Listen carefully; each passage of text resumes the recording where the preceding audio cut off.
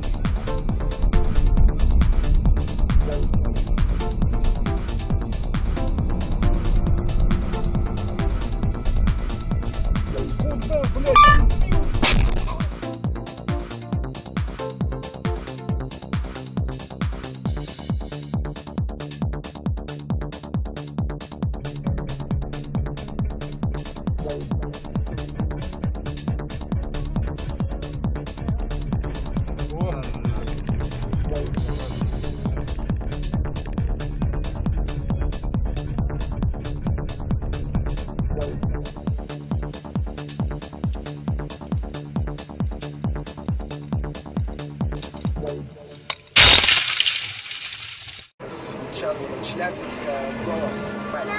Я был в Америке, не знаю, как правильно делать рэп. Не ношу трэп, не курю крэк.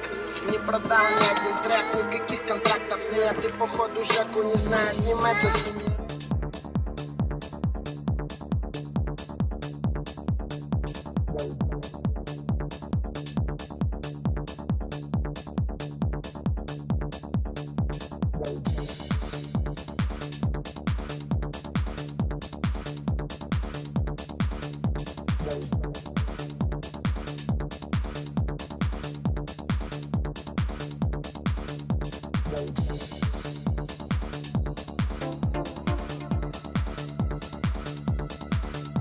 Bye.